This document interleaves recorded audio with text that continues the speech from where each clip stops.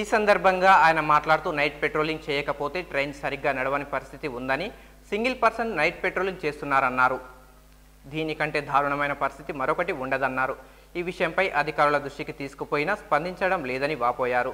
ఇద్దరిని పెట్రోలింగ్కు నియమిస్తే రక్షణగా ఉంటుందన్నారు. దీనికోసం సికింద్రాబాద్లో ధర్నా చేశామన్నారు.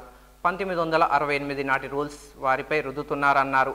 ఈ కార్యక్రమంలో RKTA Guntur division president A Sanyasirao, secretary P Venkatrao, Guntur division association coordinator B Shankar Naik, vice president Y Nagireddy, assistant division secretary K Shankaraiah, Nalgonda branch అధ్యక్షులు V Ramesh, secretary CH Venkanna తదితరులు పాల్గొన్నారు. ముఖ్యంగా మన railway Karmachari track maintainer association RKTA తరపు నుండి నేను నల్గొండ మీటింగ్కి అటెండ్ అయ్యి నేను మన కార్మికుల హక్కుల కోసం నేను మాట్లాడుతున్నాను. ముఖ్యంగా అతి దారుణమైన విషయం night patrolling. Night petrol man లేకపోతే ట్రైన్ కూడా సరిగా నడవలేని పరిస్థితి. కానీ అలాంటిది ఈరోజు సింగిల్ పర్సన్తో నైట్ పెట్రోల్ చేస్తున్నారు. ఇంతకంటే దారుణమైన సమస్య మరొకటి ఉండదని నేను అనుకుంటున్నాను. దీని విషయంలో అధికారులకి చాలాసార్లు విన్నవించడం జరిగింది. అయినా సరే దీనికోసం ఏమీ పట్టించుకోవట్లేదు. ముఖ్యంగా నేను అధికారులని విన్నవించుకున్నది ఏంటంటే రైల్వే కూడా సేఫ్టీగా ఉంటుంది, ప్రజలు కూడా సేఫ్టీగా ఉంటారు. ఇద్దరు పెట్రోల్ మ్యాన్స్ని కల్పిస్తే పెట్రోల్ మ్యాన్స్ కూడా సేఫ్టీగా ఉంటారని నా కోరిక. అలాగే ఆర్కేటీఐ తరపు నుండి నా డిమాండ్ కూడాను. మేము మొన్న సికింద్రాబాద్లో ధర్నా కూడా చేశాము ఈ నైట్ పెట్రోల్ కోసం. నైట్ పెట్రోల్ విషయంలో ఎందుకు జాప్యం చేస్తుందో మాకు దీని విషయంలోని అధికారుల వరకు కూడా మేము వెళ్ళడానికి సిద్ధంగా ఉన్నాము.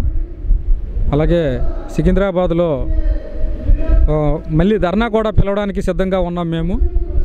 అలాగని అందరికీ తెలియజేసింది ఏంటంటే నైట్ పెట్రోల్ విషయంలో మాత్రం ఎంత దూరమైనా సరే ఇద్దరిని తీసుకురావడానికి మేము వెళ్ళడానికి సిద్ధంగా ఉన్నాము. అలాగే పని ఒత్తిడి, శ్రమ దోపిడీ ఎప్పుడో 1968 రూల్స్ ఇప్పటికీ కూడాను మా మీద చూపిస్తున్నారు. అదే పని ఒత్తిడి, అదే టార్చర్, అదే హరాస్మెంట్ జరుగుతుంది. దాన్ని అన్ని రకాలుగా ఆలోచించి అధికారులు సరైన చర్య తీసుకుంటారని నేను కోరుకుంటున్నాను. 8 hours duty with including rest. మేము సికింద్రాబాద్ ధర్నాలో కూడాను పీసీఈ గారికి అలాగే ఏజీఎం గారికి కూడా విన్నవించుకోవడం జరిగింది. వాళ్ళు మాకు 3 months టైం ఇచ్చారు, చూస్తామని అన్నారు. కానీ ఇంతవరకు మాకు ఎలాంటి ఇది రాలేదు.